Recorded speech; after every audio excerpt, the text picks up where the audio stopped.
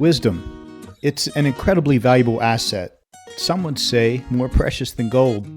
It's attractive, appealing, admirable. Conversely, a lack of wisdom is the basis of immaturity, blind spots, and bad decisions. Wisdom. It can be gained over time, but it can't be rushed. But wisdom can be shared. That's precisely what we are here to do right now. Today, we are here to hack wisdom, to distill it, to understand it, and to process it. Why? To get better at life. Welcome to The Main Thing.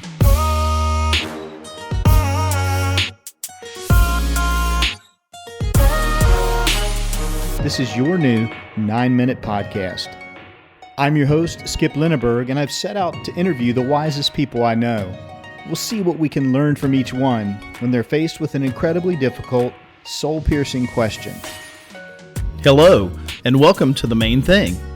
My name is Mark Burdette, and I'm here with the host, creator, and purveyor of 9-minute doses of wisdom, Skip Lineberg.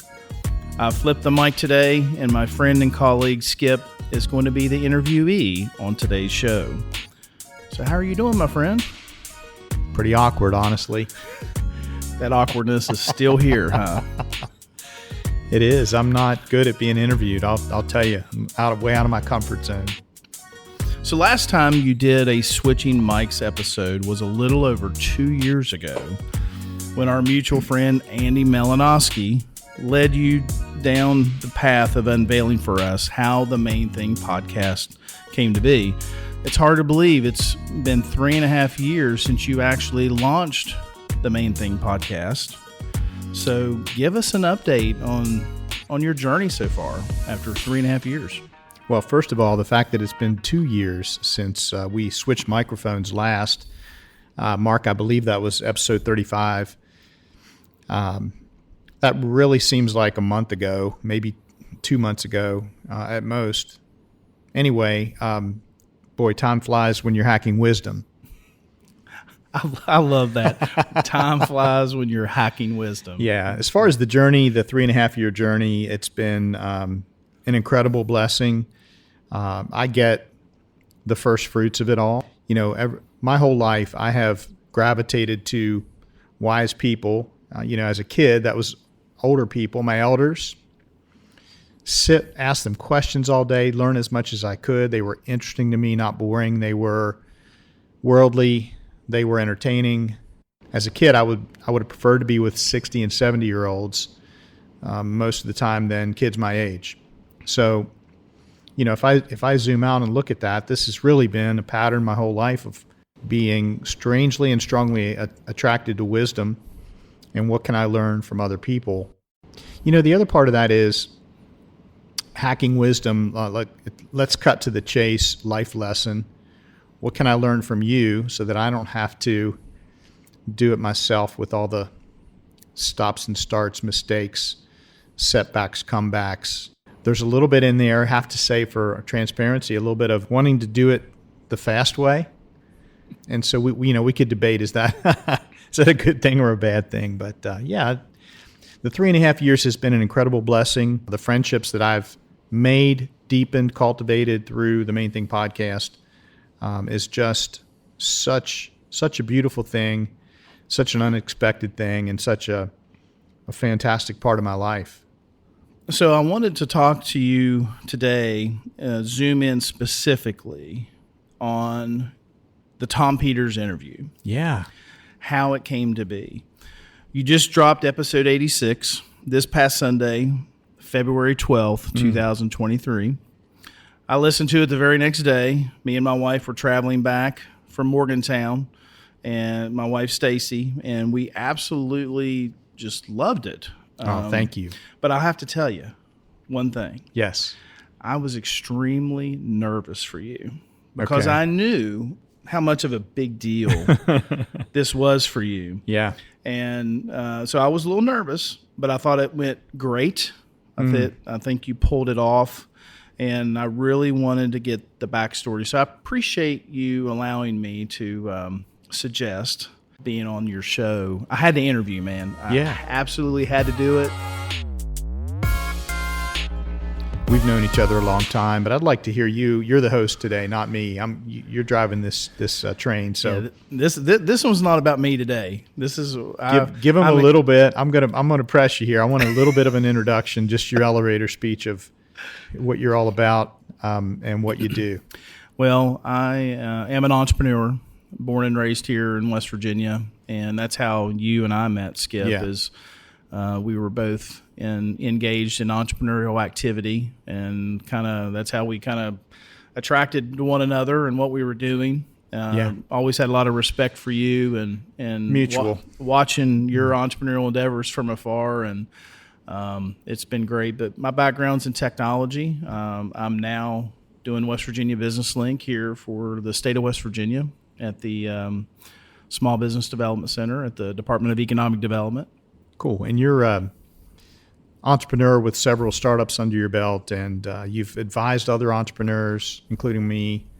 I think back to, we're going to talk about the early 2000s, and we had a lot of, you and other facilitators had a lot of cool entrepreneurial programs going on back then. The Entrepreneurial League, the conference that you hosted every year, Create West Virginia had come around, and there were clusters of creative folks meeting to support one another, to share learning, to share fellowship. So there was just all kinds of innovative, fun stuff going on.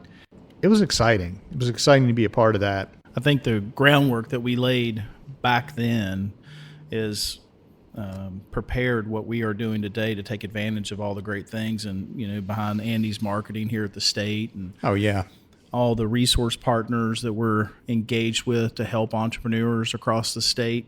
It's a great time. I think there's a lot of great things happening in West Virginia, and it's good to be here for sure. This excitement that I have in wanting to do this with you is to kind of go along that journey with you on how all this came to be.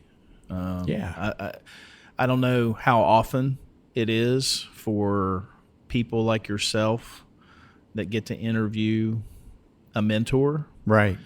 And especially one at that level that a lot of people know. If you're in business and haven't heard of Tom Peters, what do you say to that? You're either extremely young, or you haven't maybe done as much reading as you need to do. I discovered this book called In Search of Excellence. It was published in 1981. I think I picked it up in 1982. My Aunt Joanne Stang recommended that book to me. She had a very successful career in enterprise, personnel management, human resources. My aunt always had great recommendations for me as a young, soon-to-be high school graduate on his way to college. Read Megatrends. Read Tom Peters' new book, In Search of Excellence. This is really groundbreaking. You'll love it. She was right. That book that Tom wrote with Bob Waterman was a new style of business book. We're coming out of the Peter Drucker era. Right. It was very traditional writing. You introduce a topic, you define it, you give the core underlying principles, you defend those, and you come to a conclusion, and you move on to the next chapter. Very academic style writing.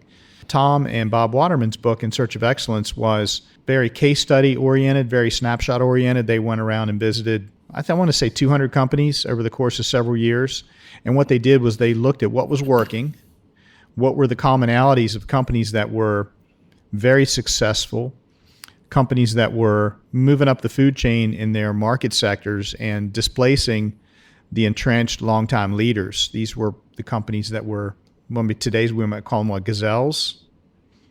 They're moving rapidly up the rank in their market space. And so they did all their interviews, they did all of their walking around, and then they wrote a book and they identified probably 10 core principles, and each one of their principles were groundbreaking, a whole new lexicon, a creative vocabulary to describe business. And it was a lot about how companies treated people and how effective leaders within companies had success. And so it was things like management by wandering around, recognizing the unofficial influence structures within companies. It was this thing called simultaneous loose-tight principles. That meant that you have rules, but you know when to bend them.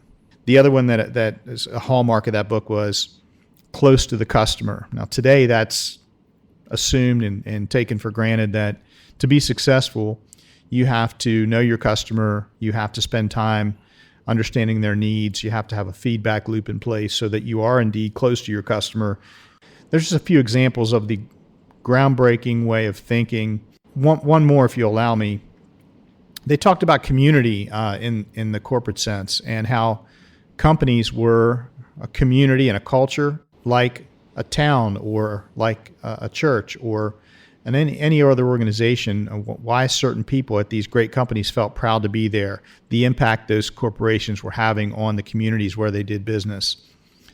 No one talked about that prior to Tom Peters. And so Tom held that up as an ingredient of success. And if you want to be successful like these companies, you're going to do the kind of things they're doing. So that was In Search of Excellence. It absolutely inspired me to want to do that for a living. I went into engineering at West Virginia University. I studied industrial and management systems engineering because I wanted to understand the way things work.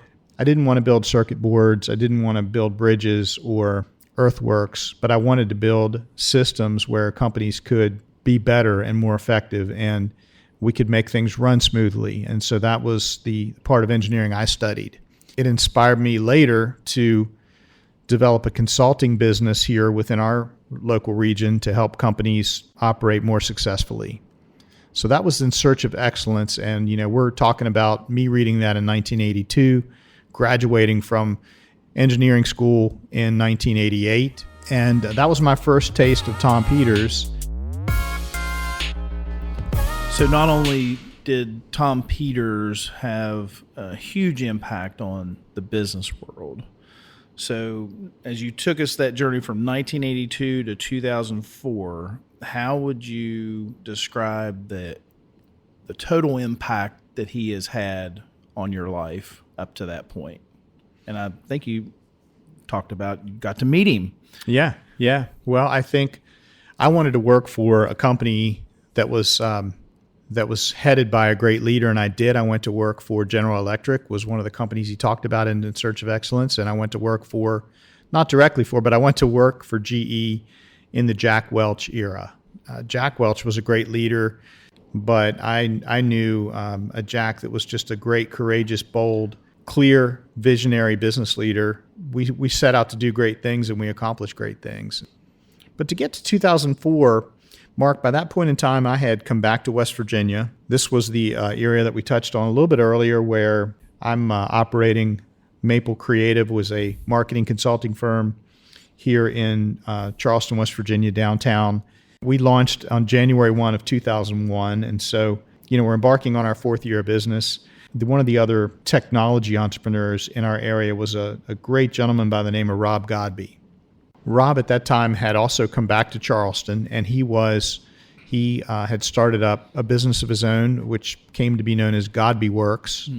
Rob was doing technology training, and he was doing business training and consulting.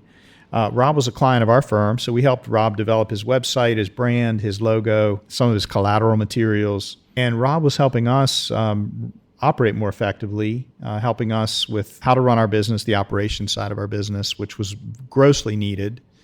We advanced great strides forward in that area under Rob's guidance. And so he called me one morning. It was the winter, probably January. He said, "Hey, Skip, I've been invited to go up to Vermont next month." "Rob, that's great. Wow. Amazing. How do you know Tom?" "Oh, well," and by the way, Rob's very humble and unassuming. "Oh, well, we kind of ran the same circles for a few years. Tom was at McKinsey and I was consulting with Ernst & Young. And so we would occasionally see each other at conferences or bump into each other, have a client that maybe was common between the two consulting firms." "Wow, Rob, that's amazing." And he's like, yeah, well, the reason I called is I get to bring a guest, and I thought maybe I'd take you up to Vermont if you'd like to go. That's so cool. Oh my gosh. Yeah. So we hopped on a plane a couple weeks later, flew up to, I don't know how you get to Vermont from West Virginia, but it's probably 3 flights. And it's wintertime and it's snowy. And Tom's hometown of Bennington, Vermont was where we went. He was hosting an event called the Reimagine Summit in his hometown of Bennington, Vermont. And it was basically a 2-day experience with Tom and his team. He was just about to release another blockbuster book called Reimagine. We'll put a link in the show notes, and go look at a copy of Reimagine. It was this coffee table sized book. Every page was touched by an incredibly gifted graphic designer. So it was like mixed media. There was splashes of color and photography and design and typography and font treatments, and every page was a visual delight, not to mention the content of the words and the impact of Tom's new book. This was, for him, 22 years later, his first book. We talked about Tom's got some new ideas. He's got a new view of how has American business changed, and he's got some really powerful things to say. So he invited Rob and some folks like Rob. These were other business consultants, business authors, media personalities, a diverse group of thought leaders. Probably 40 of us in total, 35 to 40 folks were there for 2 days, and Tom was going to test his pitch, how was he going to present his findings from the book to an audience. We were his focus group for testing his reimagined message points and his pitch decks and his key points and his questions, his Q&A, his thought starters. And so we did that over a 2-day period in a really cool conference space. Mark, one of the things you'll love is at that event, every session opened and ended with a professional disc jockey who had the turntables there and was playing, rock and roll and hip hop and just really great bumper music to add energy to the environment. We had sketch artists that were writing on butcher paper taped to the wall the things Tom was saying, and some of the feedback that folks were giving was being scribed and written on the walls with artwork, cartoonish type artwork to capture all of the discussion. So it was a fantastic event, and I remember I'm such a music nerd. I can't help but first remember the disc jockey, but I also remember Tom's key points. He said, "Folks, if you go back home to your business, you're doing what you're doing." He's like, "You better find out how to market to women, because women have 82% of the buying power in America at that time. It's probably still that or more.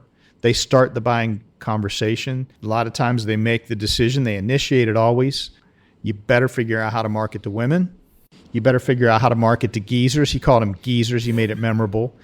These were the boomers that were late career who had tremendous wealth. And if you were overlooking the boomers, he called the geezers, these were people that were, in their 60s, approaching age 70, huge market potential. You'd better figure out how to make your business attractive to them so you could earn a share of their wallet. He said we'd better figure out how to fix healthcare in America, because hospitals and surgery suites were killing way too many folks and operating on the wrong limb. And Tom and other leaders did make an impact in that area, that healthcare embraced new methods and new technologies and new ways of making sure that quality was infused into everything they do. Interesting for me to be working in that arena now, late in my career.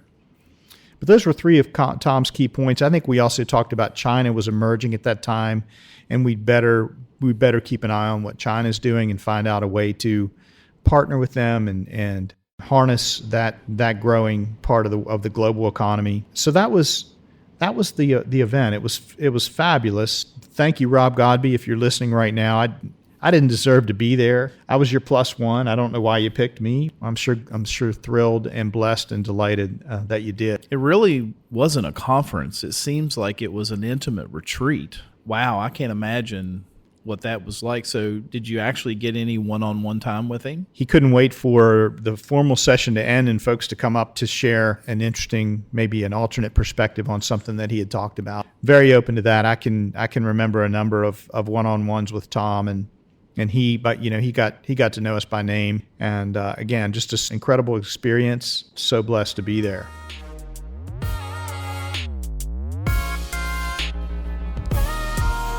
Skip, that's remarkable. You actually mentioned that you got to meet him one-on-one. Actually, how did that present itself and come to be?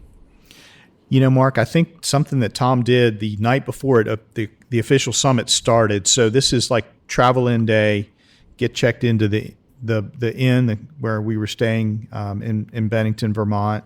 We had a reception, which is not uncommon, that you would have hors d'oeuvres and a cup of Chardonnay and a couple cubes of Gouda cheese to munch on. Folks would mix and mingle a little bit, and that was a fun way to get settled in and exhale after a busy day of travel and get ready for the next day. But after about 20 minutes of that or so, Tom tapped on his wine glass with a spoon and tink, tink, tink, tink, tink. Hey everyone, I want your attention for a minute if you don't mind. Let's make a big circle around the outer periphery of the room. Just find a place there. I'm going to ask each of you a question. Tom would say, it's really important for the next 2 days that we get to know each other very deeply, and that you get to know the person beside you, what perspective they're bringing to this really important conversation. To accelerate that, I'm going to ask you a really strange question, and I want you to answer it completely authentically and from the heart. And I guarantee you no one's ever asked you this question before. And in a moment, you're going to share with everyone the answer to this question. Now, here's the question. What did God put you on this earth to do? What did God drop you into earth in this lifetime to do? So, Mark, I'm freaking out. I'm completely floored, paralyzed. When I get nervous, the top of my lip sweats and maybe a little bit up around the hairline on my forehead. I can feel those sweat beads starting to form. I had no clue. I'm guessing I'm 35 years old at this time.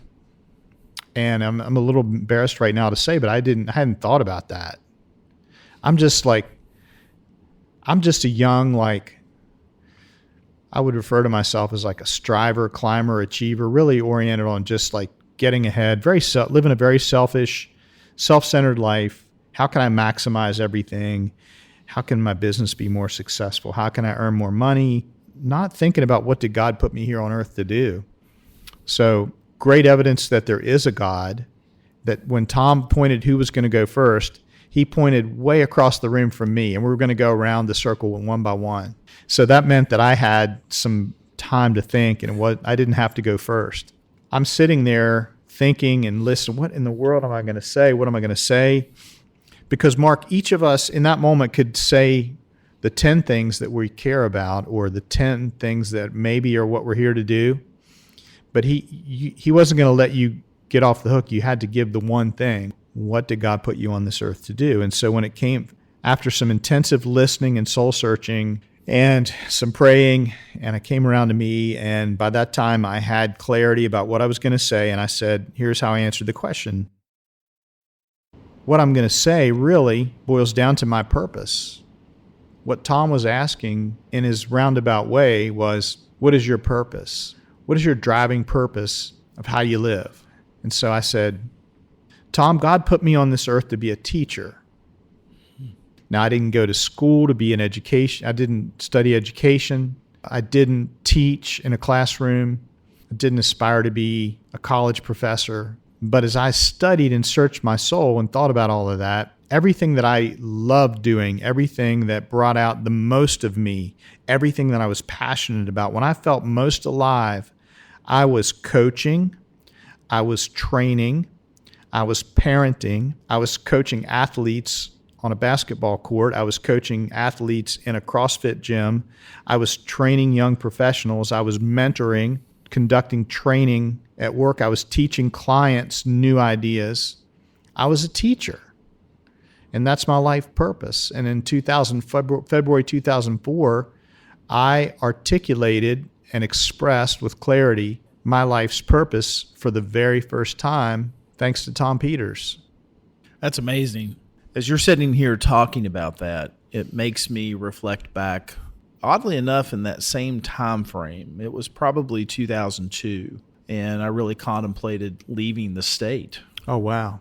I was asking God, hey, what do you want me to do? Mm-hmm. And through thoughtful prayer and time, I just want you to help others. Wow. right? Just help others. And as you were kind of going down through the list of the impact that you have had on your colleagues, your family, your customers, that's really, I believe, why we're all here in some way, shape, or form. And it's very simplistic. Mm-hmm. Helping others, right? Serving, teaching. Yeah, absolutely. And you were able to zoom in on the specific thing that you enjoyed doing. Yeah. And had an impact in teaching. That's awesome.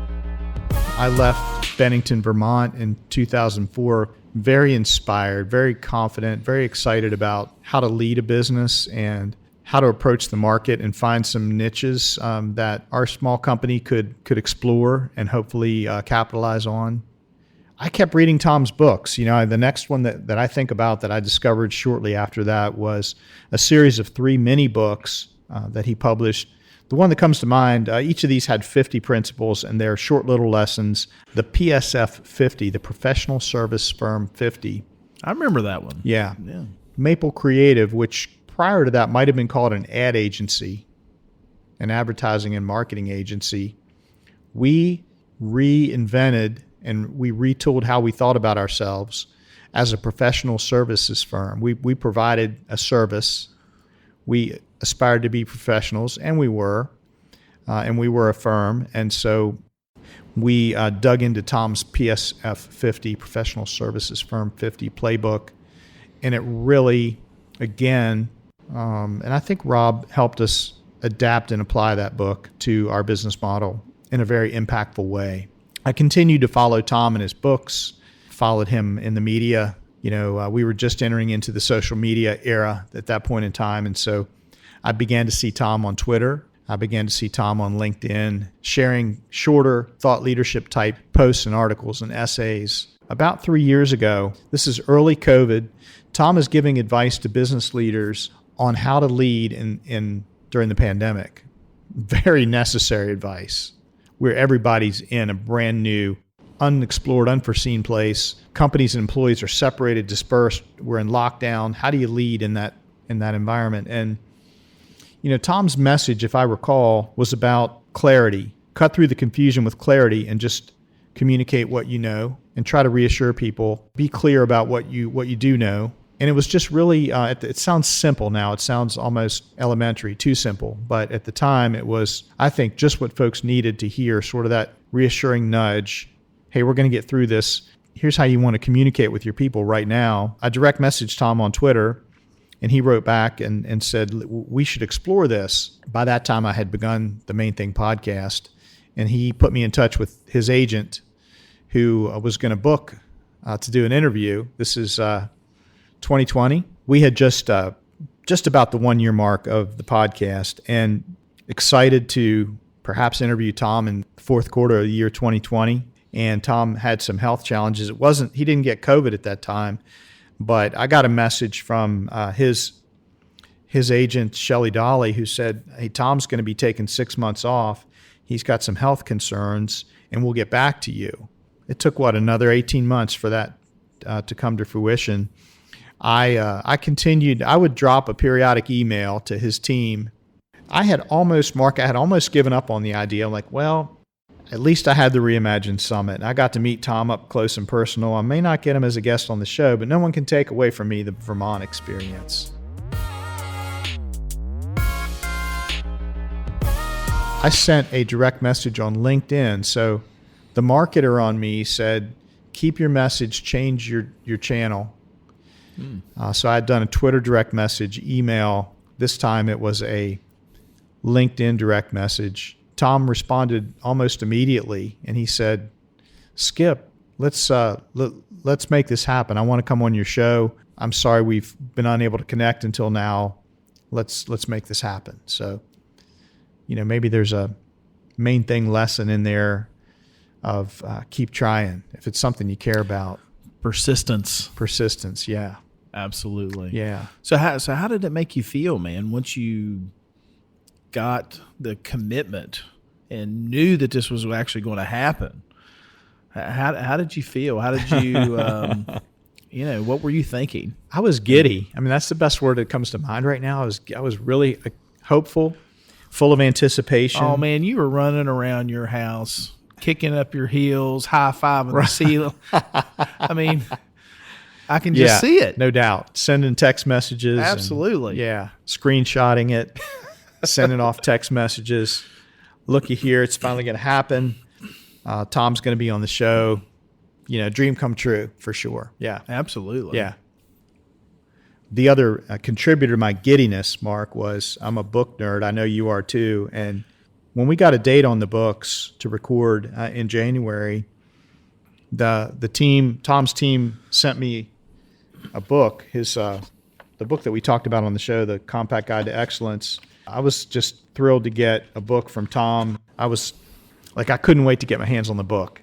I was checking the mailbox like a teenager who's waiting on the thing they ordered online to come in, or looking for Amazon to bring that thing that you just can't wait for. I can't even imagine. It's great.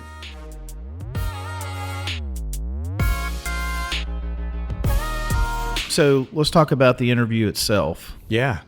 So how did you feel during the interview? How was his energy coming back to you? Did he seem rushed, or did he seem like he was really embracing the moment during the interview?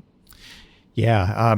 So a couple things about that. When I started talking, Tom, I maybe had 10 words out, Mark. He waves his arms. He's like, wait a minute. He says, Skip, it's been a while since we've spoken, but he says, you don't talk like someone should speak from your part of the country. And he's like, you are not from, where'd you grow up anyway? He says. And I was like, I grew up he didn't even let me answer. He's like, I'm from Maryland. I grew up around Baltimore and Annapolis. And he's like, the way you're talking is reminding me of home a little bit. And he's like, there's a tiny little part of West Virginia that stretches over there towards Baltimore. And I'm like, Tom, you're talking about my hometown. And I'm like, that's why I'm a Baltimore Orioles fan. And that's why I still, after they've been in last place for 4 years, I'm still a diehard Orioles fan. So we had a good laugh about that. We traded some Orioles stories, and we traded some colloquialisms about the Baltimore accent and how we say certain words like water and wash, and how we say the color orange. We really bonded, and I felt like Tom was at ease quickly after that. This is the Tom Peters, and I still feel like I'm reaching up. And I just decided at the beginning of it, like, I could have tried to be all poised and professional and not have any element of fanboy in that conversation. I just decided to let my fanboy show through and just to be really authentic and not try to put on a persona. No, I think you did. I mean, it sounded just like any other Main Thing podcast interview to me. Tom was completely generous with his time. We never looked at the clock. It was just a complete, easy, natural, organic, genuine conversation. I'm really happy for you. Yeah. What a blessing. Still feels a little surreal to me. These 3 20-year touches of Tom Peters, the book, the summit, the podcast interview, about 20 years apart each time. Isn't that cool? That is very cool. That's just, you couldn't make that up, You couldn't script it any better. Well, the script's not done, right? So we have this, I get this text a few days ago. Right. And it's Skip, and it's a screenshot. So, of course, I zoom in on the screenshot, and I see that, to top off this whole experience that you've gone through over the past 40 years, you learned some exciting news. Do you want me to tell your audience what it is, or do you want to tell them? This cherry on top of the ice cream sundae from Friendly's Ice Cream Shop in Maryland. Go ahead. I'll jump in. You start it, and I'll add color commentary. I got chills when I read it, and I'm sitting there thinking, did I just read what I just read? That this is his last media appearance, last interview ever, period. He's done. He's retiring. Yeah. It's over. Right. No more and media. Skip Lineberg, a guy I know right here in my own hometown, got to be the very last person to interview the legendary Tom Peters. Bravo to you, my friend. How did that make you feel? I mean, I've already asked you how to interview, but let alone get that news.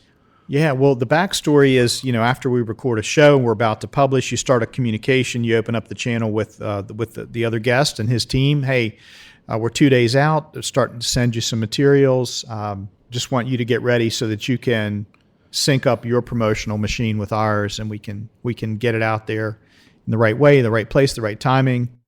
In reply to some of that, his PR agent writes back and says, "That all sounds good, Skip. We'll be ready.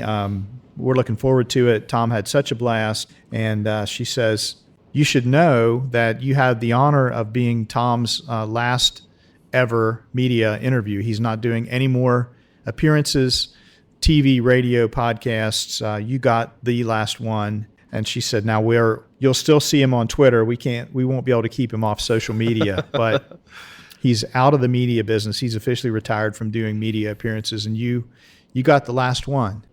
That's luck. That's a blessing. That's incredibly fortuitous timing. That's an honor that I don't deserve. Grace is unmerited favor. I don't know what to say. I'm humbled, honored, and lucky. Well, I know what to say. You've done a tremendous job, not knowing that this was going to be his last, but you have given him an awesome farewell on the main thing podcast.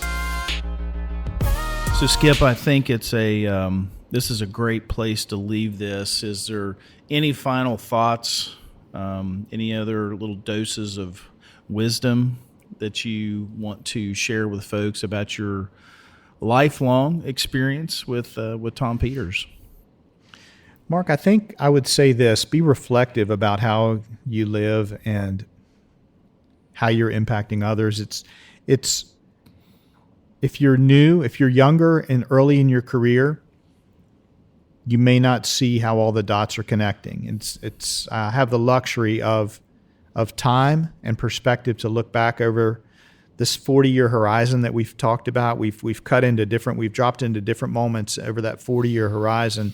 Looking backwards on it, it all kind of makes sense and fits. If you're living a good life, letting God lead your life, and if you are living into your purpose, if you've been thoughtful about your purpose and you're living along that vector, to use an engineering term, of your purpose, you're living with kindness in a way that honors that you'll be blessed. But that requires some belief and some faith. Don't get in a hurry. Let it happen. Enjoy every minute of the ride. Those are my reflective thoughts. Be reflective about how you're living and where you're heading, and take time for that reflection. Thank you so much for allowing me to help you be reflective through this process. Very humbled that you allowed me to be on this side of the table. I'm definitely looking forward for you to be back over here and give us your wonderful 9 minutes of wisdom, the doses of wisdom that you bestow upon us each time that you do this podcast. And I wish you all the best. Keep it going, because I think it touches people in ways that you may or may not know. Thank you so much for everything that you are doing through your podcast, The Main Thing. Well, it's been a pleasure. Thank you for being such a great interviewer here today. Thanks for doing this so we could go a little deeper into it. And I'm going to keep going. Wow, that goes by incredibly fast, doesn't it? Time flies when you're hacking wisdom. I hope you're left wanting more. Sync up with us again next time on The Main Thing for 9 more minutes of wisdom.